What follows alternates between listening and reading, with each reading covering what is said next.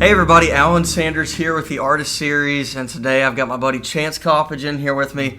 This has been a long time coming, and this is going to be a really fun one, so here we go. Here goes nothing. Mr. Chance Coppedge, tell everybody about where you're from and maybe about some of your family. Well, my grandparents were Ron and Ricky Coppedge, who grew up and went to Veneta back in the day. And I was born in Tulsa, but raised here in Veneta pretty much all of my life until I moved to go to college. So, but I'm a graduate of Veneta High School, class of 2013. Awesome. So, there you go. There's not really much else said about that, you know. Yeah. So you grew up here, and so you were raised by your grandparents. Yes. Okay. And you lived right outside of town. Right out by you, yeah. On a log cabin that was awesome. Oh, yeah. Miss that house. Which is pretty cool, yeah. So you started playing music kind of earlier in your life compared to some other people. How old were you probably? Would have been 6th grade. Yeah. I don't know really how to do the math on that. Do you? You were probably 12. 12 or something 13, like that. yeah. Yeah. I do remember it was the summer of my 6th grade year, so I guess going into 7th grade it would have been. Yeah, so how did that look? Like, did you start at church with somebody, or how did you even get interested in playing? Interested in playing? It was an interesting thing. My grandparents and I had started to attend First Christian Church here in Veneta, and the guy who played bass, I think Jason Seabolt was his name, he was a senior in high school, and he was going to be leaving to go to TU, and they needed somebody, so he asked me if I wanted to take lessons with him, and of course, I'd always liked music, but I'd never played it, so of course, I hopped on that. Yeah. So. Well, that's cool. I didn't know that Jason kind of got you started. Oh, yeah. He's a good guy. Yeah, he is. I haven't talked to him in a long time. If you're watching this, buddy, thanks. So that was over at First Christian Church, is that Yes. right? And how many years did you play there?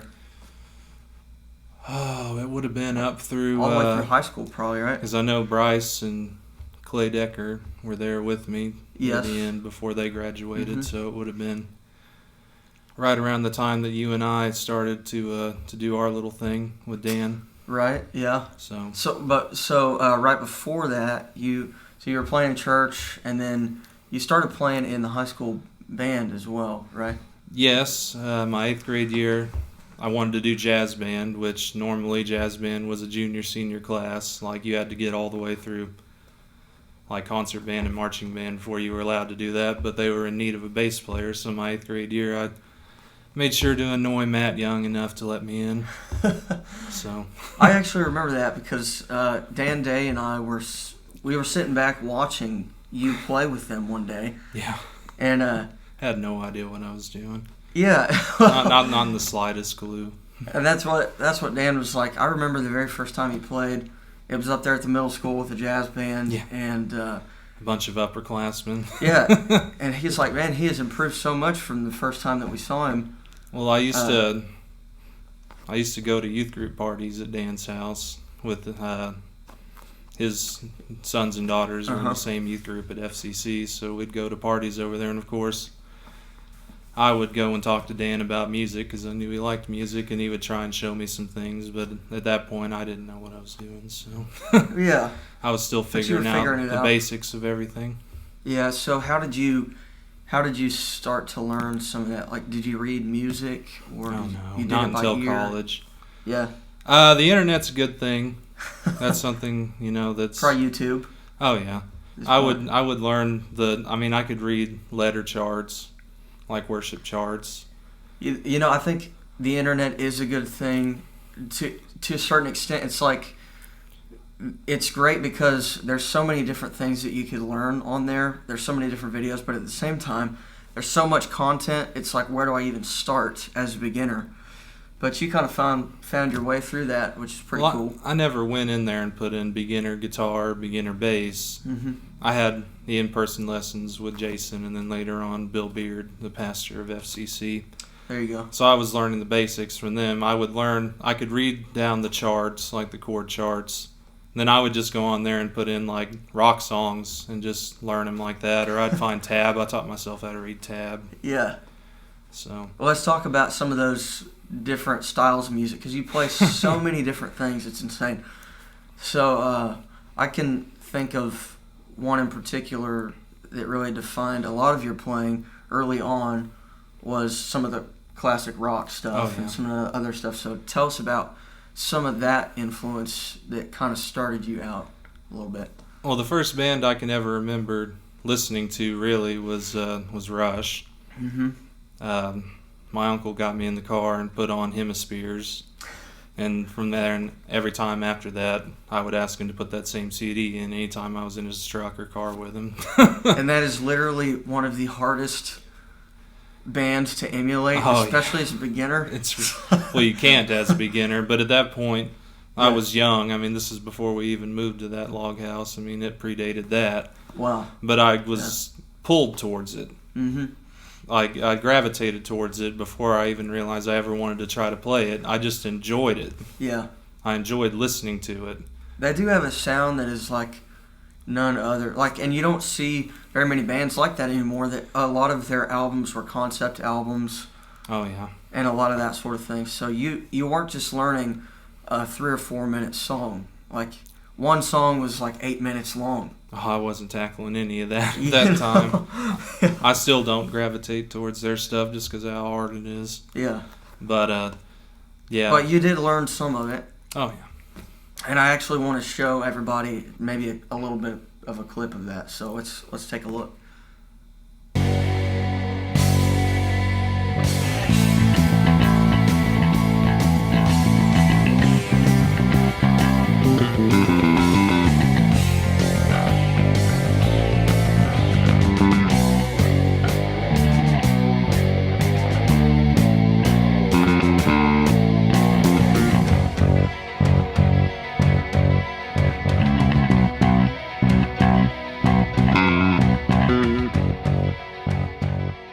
Man, that's killer stuff. And that's just one of the many things that you do, and we're going to take a look at some of those others here in a little bit.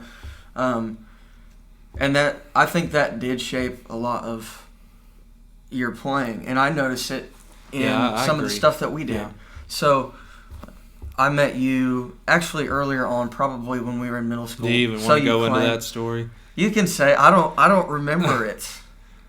That time that I came up to you in the wrestling locker room, we were both in our underwear, and I tried to talk to you about music, and you totally stiffed me and wouldn't even talk to me. Yeah, I don't remember that. Oh, I do. I might have been half out of it. Yeah.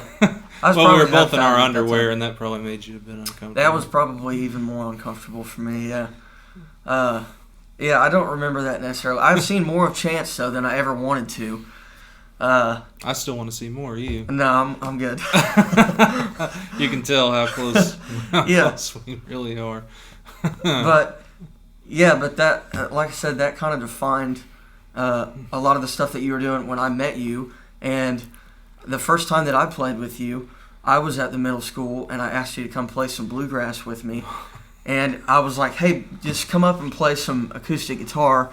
And you're like, I have no clue what the chords are. So I just wrote them down real quick, and I was like, just get up and try to do it. Yeah, thanks for showing me the bluegrass rhythm, by the way. Yeah. Bluegrass rhythm is a different animal, yeah. Yeah. But, I remember.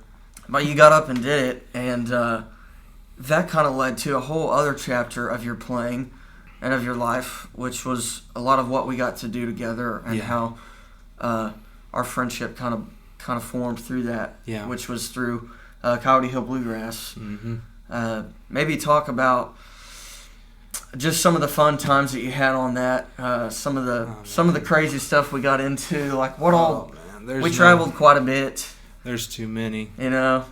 Every time we sit down, I think of something else. Yeah, we did a few albums together. Yeah. You really learned how to part sing through that as well. Yeah. I had no idea how to part sing until the need arose. Yeah.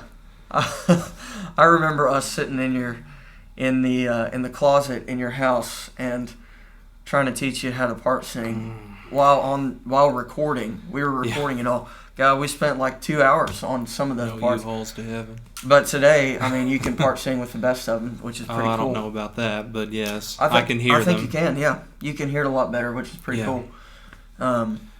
But you had all kinds of different. You branched out, I think, for the first time to what you had ever done before. I agree. I was very narrow-minded in high school. It was rock. I didn't want anything to do with country or pop, for that matter. Pop to me was the most horrendous thing, which that would have been what was pop to us back then. Like Katy Perry was just coming in. Call Me Maybe. Yeah. Bieber was just coming up at that point. I hated all of it, and I wanted nothing to do with it. Nothing to do with country, and nothing to do with rap. Nothing to do with R&B. It was straight classic rock, 80s hair metal, and that was it. And I would live and die by that at that point. Which I understand some of that, you know. Some of it was more shallow musically, you know, and probably lyrically at the time. Oh, yeah. You know. So, but you were kind of experimenting with all kinds of different stuff. And you even bought some different basses when you were doing some of the bluegrass. Like you had an acoustic bass. It was. Well, I did that just because we were trying to come up in the area, and they wouldn't let us in if I didn't go that direction. Yeah. You know, once we gained our freedom a little bit, you know, so I immediately went back to what I liked. But at that point, we were going to get booked. Yeah. And the cool part, though, is that through all of that, you kind of infused your own sound. Like the two of those, part of the classic rock came along with the bluegrass side of it, which I think defined a lot of what our sound was, you know? So that was kind of a cool thing. Actually, let's show a clip of some of the Coyote Hill stuff real quick.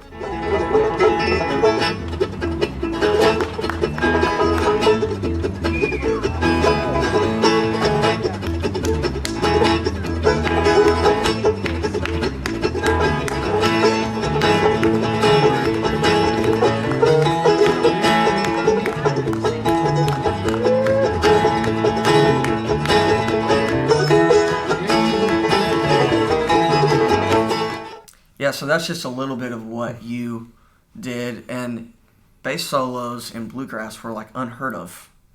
Besides maybe John Cowan, who would do it every now and then. Yeah. And he wasn't even an influence for me, honestly. Right.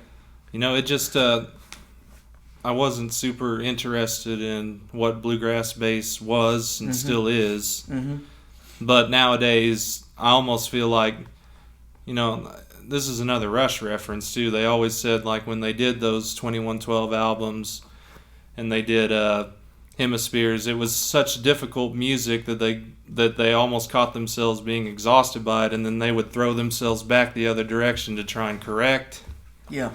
And I feel like I did that. At one point, it was so busy that you and Dan weren't even really into it, so I had to move back to correct into a place that... Yeah.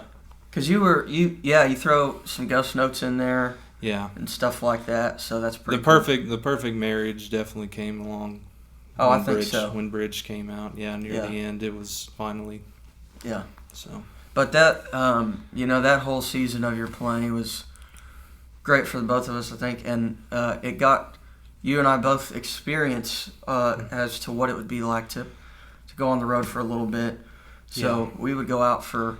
Well, every single weekend, pretty much, right? We used to do a Friday night, a Saturday morning, a Saturday night, a Sunday morning, and a Sunday night church. Right. Yeah, we were going hardcore for a while. Yeah, for about a year and a half straight, we would. Yeah, and then the summertime, we would do stuff almost every day, or we'd try to a little bit. And I think fondly back on that time. I really do. I mean, we played that up until. You know, I felt like I was burned, you were burned, even Dan was getting burned. And it was just time. It had played itself as far as I think it was probably going to go. I mean, we could have hung around as a regional band, but I don't think at the time it was able to go any higher. So I think we called it at the right time. Yeah, I think you're right. We had kind of decided to end it at about the time that most of our lives were sort of transitioning, because you and I were in college at the time. You were about to finish up an associate degree in music, and I was finishing up one in media production. And I like that we went out when we were still desirable. Right. we didn't play it out until we couldn't get booked. We still had, Dan would tell us every weekend he had 4 or 5 more. Right. But we decided to go out when we were still desired, which I appreciate about us looking back on it, honestly. We didn't play it until it just was dead. Mm-hmm. Yeah, that was all a great season, and it ended at the right time, I think, for all of us, really. And then that brought you into kind of the next season. So when we were ending with Coyote Hill, I think about 6 months before we played our last show, you had kind of started to look for some other opportunities. Yeah. Which led you where? Into a really fun time. Led you into Branson, Missouri. Yes. And how did you even come across any of that? I had a really good friend in college, fantastic singer. Her name's Kayla Barnes. She's now married, but I can't remember. Sorry, Kayla. I know you're probably going to watch this. I don't want to butcher the new last name, but she was a good friend of Michael Rarick and I's, and she and her father were fantastic Southern gospel singers. And we would hang out, and we would all go to lunch, and she was telling me that Eric Henson of the Henson family was actually auditioning her and her dad for his group in his Branson show, and then he was looking for musicians, so I just decided that to give that a try because, there was a connection through her. I was able to get to him, which I'm the ultimate opportunist like that. So. And it's kind of funny because looking back at it, you're like, I'm going to live and die by this classic rock and this hair metal stuff. But now you that's make the something extreme all the way into Southern gospel, which is way different. We'll get into that at the end of this when you start asking me about that, about my advice for people. We'll get into that. Yeah. So you're down there and you played for the Henson Family Revival Show in Branson. Yes. And how long were you in Branson? You were there for a couple of years, right? No. I spent about 7 months on that show. We got the band together, he got his vocal team together. The band was stacked. We had a couple of guys who that were Branson legends and were Nashville guys. Mm-hmm. But, we had the show put together. We thought it was something that would go, but in the end, there were just some issues that arose. Yeah. Yeah. And unfortunately, it didn't make it past 2 months. Well, that's all right. So yeah, that was 8 months worth of work for. But that gave you even more experience. Oh yeah. I think it took you to a new level. Right. Tell them about the practices and. That was the first time that I had ever gone into something where I was given like a Dropbox full of songs and say replicate this down to the note. Mm-hmm. A totally different game than what you had played before, where you were kind of writing the parts. Where we were writing and recording, I was writing the parts. I was changing the parts to the bluegrass songs to what I wanted it to sound like. And now you're going into a new level of professional situation to where it's take these songs. These songs are legendary. The Lighthouse, Call Me Gone. You take these songs and you replicate it down to the note or you don't get the job. Right. And don't change it because that's not what they want. That's right. Yeah. So. That is true. So it was way different. And it was hard. I remember kind of the first few months when you were working on it, and I wasn't at that level of those Branson legends like Gary Van Meter, the steel guitar player, Jeff Sadie, the guitar. It was me, Rick Carpenter, who was one of the most renowned Native American piano Southern gospel players in the world. This was a stacked band because the Henson name carried weight. Right. And it came together really well, I thought. And I want to show everybody a little clip of some of the stuff you did with that as well. Yeah.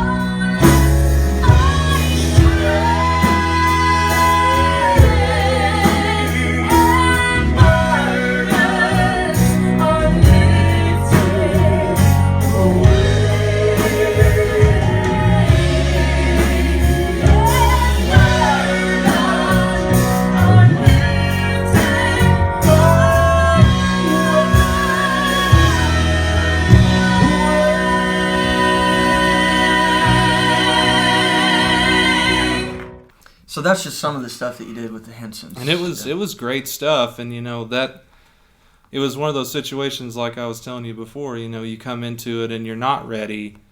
And your choices at that point are elevate to the level of the musicians around you or fold. Yeah. And Eric, he had his issues, unfortunately, which is part of what led to the demise of the whole thing. But he was very strict, almost to the point to where it was unhealthy. Mm-hmm. But we got there. And you got better because of it. Yeah. Which was awesome. Yeah, so that whole chapter kind of ended. And very depressingly, yes. At the time, it was... But at the same time, you also met your wife there. Yes. So you're now married for how many years has it been? Why'd you ask? 2016. So 4 years now? 5. Almost 5 years? Well, maybe? It would have been August. Right. So 4 years. So 4 years, yeah. My wife's going to kill me. You keep doing that. I saw you did that to another guy. I did that to Tony Hex, too. Oh, I saw. Okay. So you've been married to Becca now for 4 years, which is awesome. Yeah. And that's really what got me through it. I mean, when that show ended, it was just, it was rough. Yeah. And that's definitely the longest, dry spell of my career was after that show blew up, because there was a lot of negative publicity that came with it from money owed out of the camp of Eric. So we all just kind of scattered, hoping that we wouldn't be associated with it. Mm-hmm. And so you came back to Oklahoma. Yeah. My wife and I relocated to Wagner, and for a year I was just basically up here with you on the weekends here at Alive, whenever it was over in the other building. That was really the only music I was playing. But at the same time, my wife and I had just gotten married. We were still in the early stages of our marriage, and I was just happy loving my wife and loving life. Yeah. But luckily the next chapter does come, because after a year or so, I was getting ready. I was ready to step into a new chapter. So. Right, and that led you to going to Life.Church. Yes. Which is kind of what you're doing right now. So how did you get hooked up with them? Well, I was here with you guys at Alive, which can you explain to them how? Yeah, so a Life.Church is a network church, which is essentially, it's a branch of Life.Church. It's not supported financially by Life.Church, but they use all of the same content. So we get all the content for free, all the messages. All of the worship music is very similar, even down to the building that we're in now. The blueprints are just basically a smaller version. So it's pretty similar to a regular Life.Church. And you kind of knew about Life.Church from being here. I figured out most of how it worked from here, because we model ourselves so closely. And then, you and I were just talking, about, because you were running sound. Right. You were already contracting with them. Mm-hmm. I was a little bit jealous, because I'm always kind of competitive with you. I love you, but you and I think we push each other sometimes by always wanting to be at the same level of each other. So I was like, well, I'm going to audition for it, which at the time, I'm not going to lie, my playing had declined, because I wasn't playing. I wasn't, I was kind of in a dark place right before that, because I was getting depressed. Yeah. I didn't have anything but here. I wasn't even practicing for here. I was just showing up and... Yeah. Which, never do that. Everybody kind of goes through some of those phases. But I decided to audition, and luckily there was a need. Mm-hmm. So now you're at the Broken Arrow campus. Yes. And the worship pastor there is Sarah. Yes. So you like working with them, and oh yeah, it's great. It really is, they really keep me on top of my game. I've got to work with, once again, just a stellar group of musicians that, and whenever I got there, it was the same situation as Branson. I wasn't really ready to be there, and it was another one of those, elevate or don't succeed moments. You either elevate to the talent around you, or it's over. Mm-hmm. I think there's something to that as well, about just... continuing to elevate your playing by being around people who are better than you, Mm-hmm. I think it makes you a great player, and if you don't have those people, you got to try to seek them out and find them, Yeah. So you've been at Life.Church now for a few years. 3 years in November, so. Right, and I would say that you're one of the staple musicians there.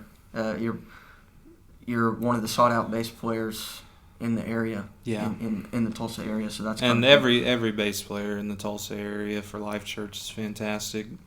Like I'm not going to name off all their names, but there's 7 campuses, and every single campus has at least 1 or 2, and they're all great players. They are. They're killer. Yeah. I mean, Matt Maxwell, love you, buddy, because I know you're going to see this probably.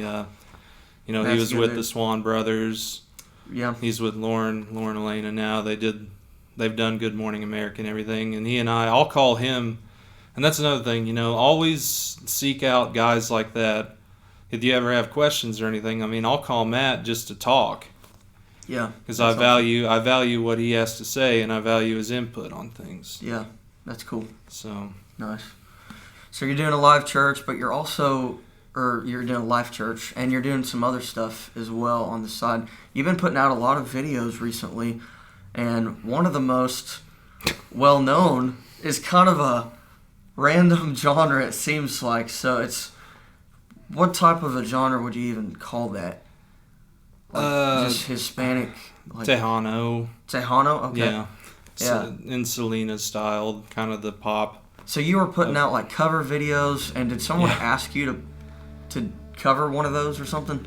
David Rivas, the keys player at at Catoosa, who's also a good friend of mine, fantastic player. It was during COVID, and I was just chatting with him. He's like, cover this, and I didn't, because I had a couple other things I wanted to do, and he came back and he said, you need to cover this. So I covered it, and it did all right. I mean, it wasn't it got a couple hundred views, and some of his buddies were like, oh, that's cool, Mm-hmm. And then he came back farther into COVID and said, now cover this, and it was Intocable, Grammy Award-winning band. Yeah, so a pretty big band that you covered. Oh yeah, they had like 3 million Facebook fans. Yeah, so you posted that, and then he said, cover this. If you cover it well, it'll blow up. Yeah. Okay. That style of music lends itself into the Southern gospel bluegrass realm, just a little bit more complicated with some chording things. So I did it, and it blew up because Intocable's tour manager saw it and then posted it to their page that has 3 million followers. So that caused it to, what did it do, like 55,000 views, which still isn't viral by any means, but it was definitely more than I've ever gotten. Yeah, that's incredible. So from there on out, people seem to respond well to it, and they got a kick out of it, so I'll still put them out. And then I just enjoy making the videos whenever I'm not rehearsing for like the weekend or switch stuff. So. Mm-hmm. Yeah, that's cool. Well, man, so you've had success that we've seen. You've had a few failures as well. Maybe tell some other musicians, just give them some advice of something that you've learned along the way, just throughout the years that you've been doing this. Well, speaking to young musicians in the Veneta system that are maybe they've just gotten into Matt Young's, Mr. Young's class or Mrs. Reed's class, the most important thing to remember for anybody that wants to be a professional one day and that has that drive early on is and I know you guys hear this from your teachers and everything, but you have to practice. You do. You have to take it home, and I'm not just saying take home your instrument, pull it out, and because Mr. Young says learn these scales or learn this part, I'm saying after you do that, you practice more. Yeah. Don't just practice. If that's really what you want to do with your life, this time is a blessing, because whenever you get out of high school, life is going to hit you in the back of the head. Right. I always heard that growing up, and now we know what that's like. If you hone your skills while you have time and you come out of high school knowing what's going on and knowing where you want to be, then, when you don't have as much time to practice because you have to get a job or you're in college, And that's one of the hardest things I think about today is there are so many things that are instantaneous and that can happen at our fingertips in a second. But one of the things that takes time and patience is learning to play. Or sing. Or do any of that type of stuff. And it's not going to happen overnight, you know. Even though we saw Justin Bieber blow up overnight, it's not like he had been singing for 2 days. I'll guarantee you that Bieber put in 7 years at least of practicing on his own before he was discovered. Right. Yeah. And it comes down to, you know, if you don't know how to progress forward. The internet's a beautiful thing. Like, that's how I started. Mm-hmm. You know, it's like, take your instrument.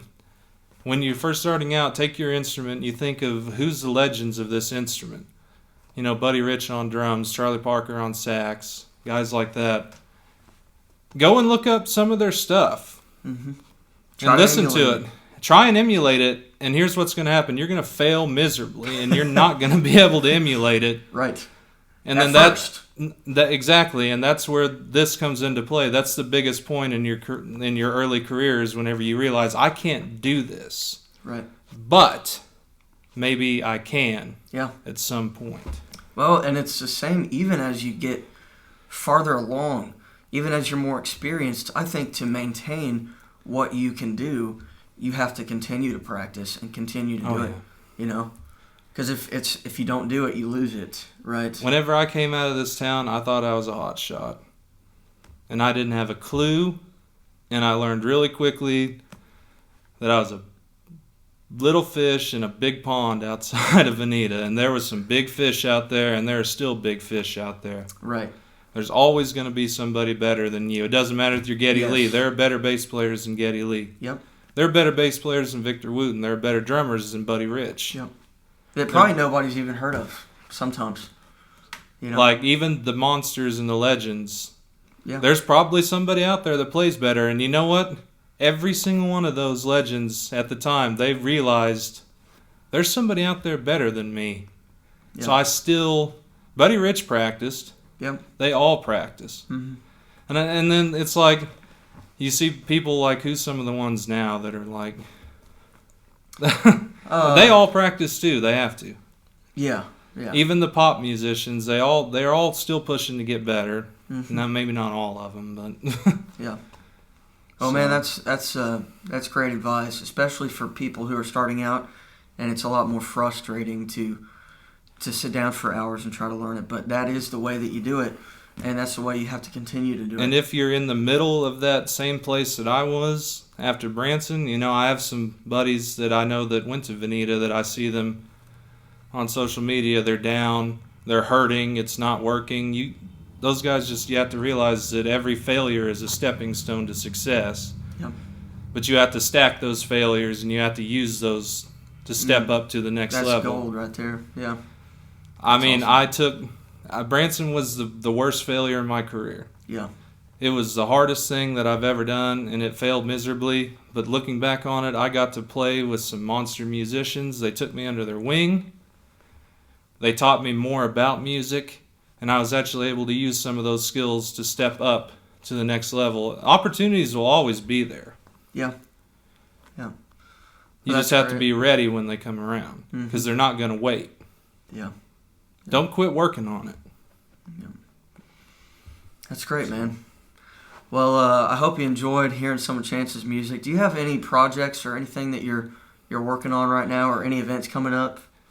Well, you and I have some videos that we're working on. I mean, yeah, we'll have some videos coming out here pretty soon, and we want to share some of those with you eventually. So, yeah, so be watching on Facebook for some of Chance's music. He's putting all kinds of stuff out. Go see him at Life.Church Broken Arrow, and he's there every single weekend. If you want to go see him, he's doing some incredible stuff, so don't miss it. And thanks again for tuning in. I'm Allan Sanders. This is the Artist Series.